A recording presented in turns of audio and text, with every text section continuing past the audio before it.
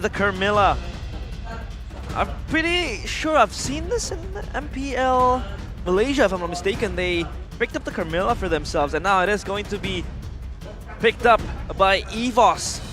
Meanwhile, for Alter Ego, what do they want to pick? Because this Carmilla, it was a short pick. You know, they did not talk about it. I mean, like, they did not really discuss. It was like, I think picked under 2 seconds or 3 seconds. So I'm pretty sure they had a game plan. They have a game plan to utilize this Carmilla with a Beatrix and an Arlet, which will cement the fact that this Roger will go to the jungle.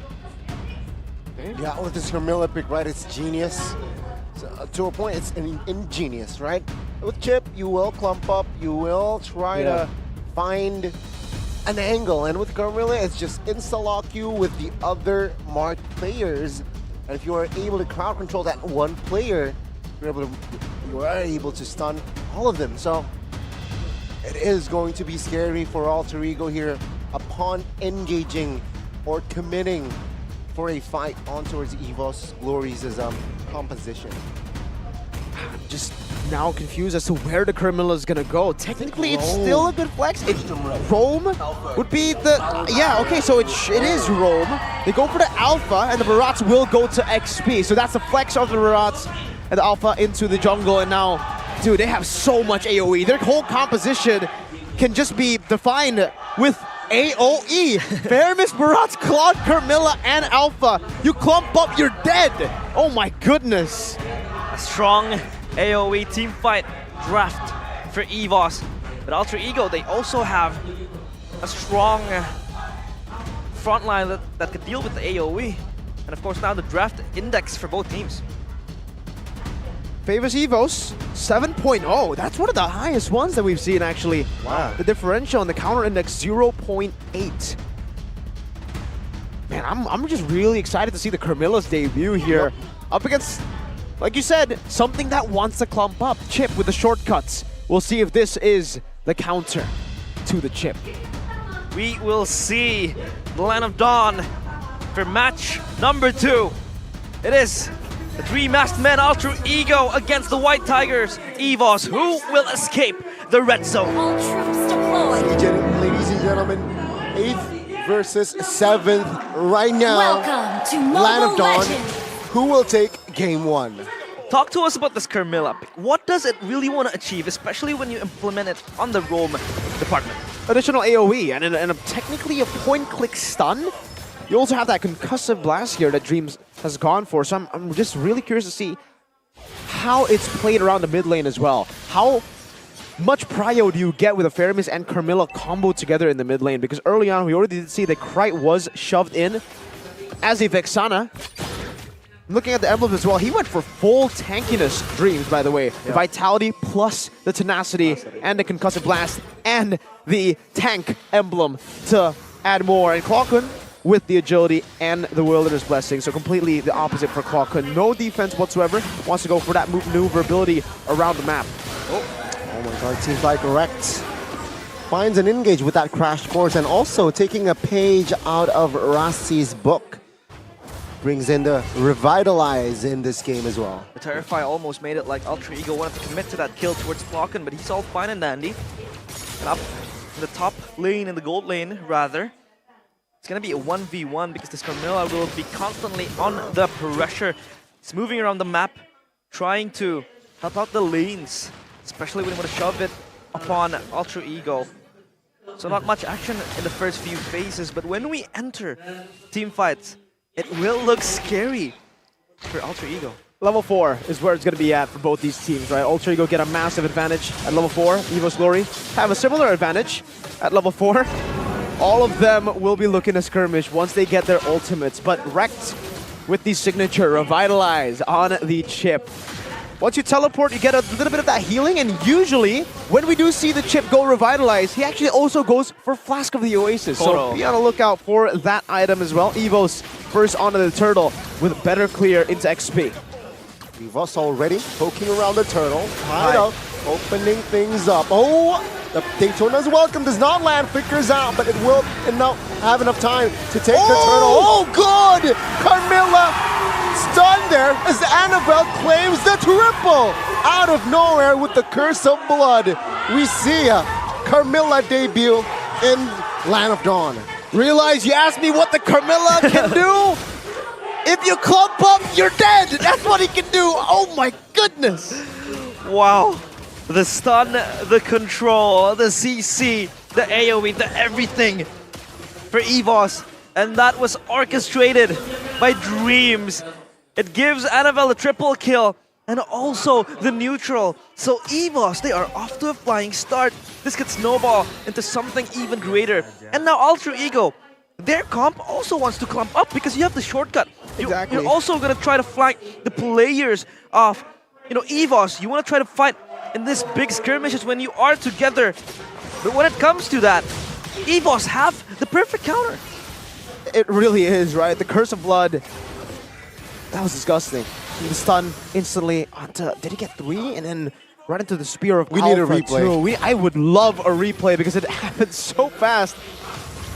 And Dreams is going to be so tanky. I don't even think Alter Ego will be able to deal damage to him. With the Vitality and the Tenacity, you're tanky enough. But on the Carmilla, you're actually kind of like... It's off-putting how tanky you are on the Carmilla. Because you're technically a support, right? That's what your role is. But she tanky, man. She really tanky. For now, I think they can control every single lane, and even Brands here with the Claude. I would actually say, maybe previously, we all know the Beatrix as a lane bully, but with all the nerfs through Beatrix, Claude actually does have a better time up against the Beatrix. And oh, Taz, he can't even go for the counter jungle. My God, Daytona as well. Shortcut. Shortcut though by Rex, trying to Don't take cover for his teammate now. Rex, no man's land, trying to just buy time for his team here. Perhaps looking to die under the turret. But take a look at the space. Oh my God. That he has created Rex? for his team towards the top side, and Clocken will secure that kill eventually. You can see Evos just want to fight. I mean, Brands has completed the Corrosion's Kite, so he does want to fight and just help out with the utility that it has, the slow and also everything in between. And Evos, 1 kill and a neutral to their pockets. Rek did buy some time, delayed a little bit of that snowball, but Alter Ego weren't really able to utilize that time at all to do anything. The turtle was still taken, and now they go on Taz. Important stun, Oh. Blazing Duet invested, and Pi. also the pull. Pi still able to get out with the flicker, but that means Evos now, they can move onwards. Take a look at the concealed plays here of Alpha, and as well as Glockrum will secure Pi and Taz down and out, and Evos glory as they're rocking in this game 1. Sweet, sweet sugar for Evos. They're getting the initiations, all the fight as well has been won by them.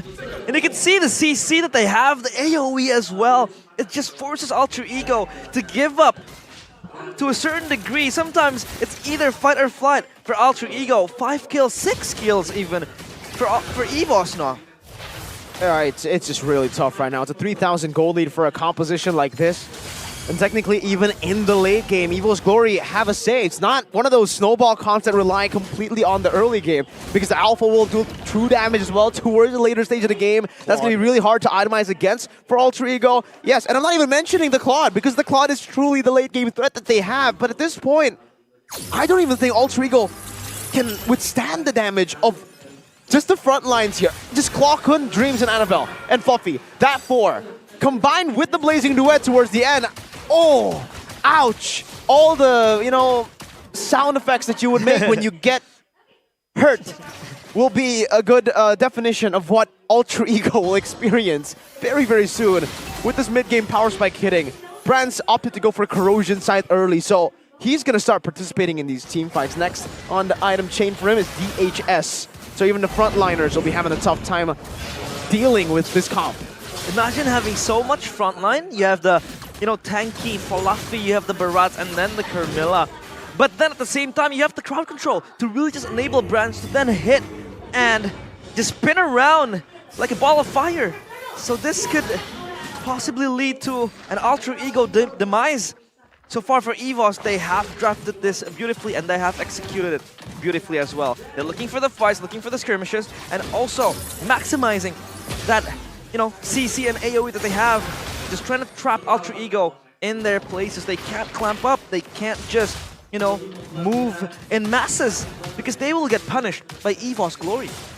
One thing that is still something that Alter Ego can play with is the fact that they have great wave clear, right? The Beatrix basically, even when behind, clears these waves super, super fast. And that's why they have been actually able to deny the mid turret take for such a long time. With the help of the Vexana as well, a lot of good peel. So Evos Glory, even though they have an overwhelming lead now, they can't really risk diving the turret to get a mid lane tier 1. It's still not worth it to risk that. But again, with them having this much of a lead, they can just stay patient. They don't need to be forcing a lot of these initiations. They don't need to be forcing these dives to get turrets because openings will come. And it'll come in a form of this. One lane doesn't get dealt with by Alter Ego, and Evos Glory can capitalize. Through the side lane pressure that they are building up, the Lords will become easier and easier for them to take. And if Alter Ego want to make a big play by, you know, fighting, again, you clump up, you die, kinda. Evos Glory with the game fact here by GoPay. This marks the debut of Carmilla in MPLID Season 13 after last being used 742 days ago by Vin in MPLID Season 9 when facing Onyx. That's like 4 seasons ago. It has been very long for this Carmilla to hibernate and finally again waking up in MPLID Season 13. So far, Evos has been playing this execution spectacularly. They're trying to clear up the waves as well. And this is the next timer they have. The Lord next on their sights. And Golden Staff as well for Brantov is ready to just dish out the damage needed to cut down through Ultra Ego. Yeah, that's the 9th minute, by the way. Got the Golden Staff in the 9th minute. He's been farming like a boss this game. He gets the Melfic Roar, already has the OD as well, so some damage there, but I don't think it's enough to deal with the front line of Evos Glory. Not right now. Fluffy has a whole lot of items already. Rushing the Dreadnought armor, has a lot of Jerkin, straight into the Sky Guardian helmet and the Radiant armor too. And even for Annabelle, with a War Axe and a Hunter Strike, only with a Brute Force breastplate, it's still enough for now to deal with the threat that Alter Ego have. I think when Taz gets the Endless Battle, then we will see a little bit more of that threat from Alter Ego. But even then, I still find it really difficult for him to actually look for these executes. Because the Dominance Ice will stop that attack speed. There's so much from Evos Glory right now where they have an amazing front line, crazy damage, good punish. It's almost a complete outdraft. Alter Ego needs to kind of bank on a mistake from Evos Glory. Maybe when they dive a bit too deep, Pi and Krike can look for a re-engage. Let's see. The First Lord marching towards the bottom side of the map. Alter Ego still have a kill yet on the board. Let's see, Will, perhaps his defense might have somewhat of a counter play. Evos playing it very slowly. Does not look for a fight instead here, just playing it casually because they know this is just the First Lord. Branz is just so rich. He's also completed his Vina Nature, so this is just going to speed up his, you know, power later on the stages of the game. And also talking about what Mirko said, yeah, Alter Ego, they have good wave clear, so at least when it comes to sieging the high ground and the turrets as well, they have that clear. You know, they have the Vexana Lord, they have that Eternal Guard, they also have by highs as well with the Beatrix, with a lot of wave clear as well, so that's a lot of options for them to withstand the pressure. Rek might get caught here. It's gonna be fine. Oh no, he's gonna be fine. So just trying to face check the bush, but Evos, they might look for something more. No, they're just gonna zone Alter Ego away from their own jungle, freezing the waves as well, waiting for the next Lord that will come in 54 seconds and counting. Annabelle just going full damage now at this point, right? Already has the War Axe, Hunter Strike. Sea Halberd. Has a Brute Force Breastplate earlier, but he decides to go for Sea Halberd. Usually, I think for Annabelle, he goes for a little bit more defense. I think usually it's Athena Shield or maybe even more physical defense. But in this game, yeah, probably the Sea Halberd will work. Technically, Alter Ego have that revitalized still, so something to keep note. And because Rekt is so behind, he's actually opted to not go for the Flask of the Oasis. He's gone for the Anticritus. Silence Robe. The robe, leather jerkin, so just pure tankiness. I'm waiting for the power spikes for highs, actually. He already has the BOD, Hunter Strike, and the Melfic. So, not that bad, considering he hasn't gotten any kills. He's been farming okay, Not to the level of Brands, obviously. Man, wow. Quite hard. I mean, we also talked about how Alter Ego could bank on the mistakes of Evos, but how do you do that exactly when Evos is just playing this so clean? Yeah. I mean, the first two Lords has not been contested as well for Alter Ego. So now I'm questioning what is their timing? What should be their momentum, their window frame in where they could operate properly, because this is just them waiting for, a catastrophe to happen. Yeah. Unfortunately, that's the sad reality of this comp for now. If they make any proactive... well, it's just... Dynaman. Fluffy Dynaman with the Detonus welcome. Now, at this point, Evos Glory have so much control over the map that Alter Ego, even if they try to shortcut in, they try to portal people in, they're just gonna die. If they clump up, they're dead. We've been saying that so much now, but it's true. So the only way they can force technically a mistake from Evos is if they play inside of their own base. But even then, if Evos play the way that they have been, mistakes is very risky to bank on for Alter Ego. Yeah, let's see here with the Lord marching. Oh my goodness. Daytona's welcome on towards High. And let's see if Falcon finds it.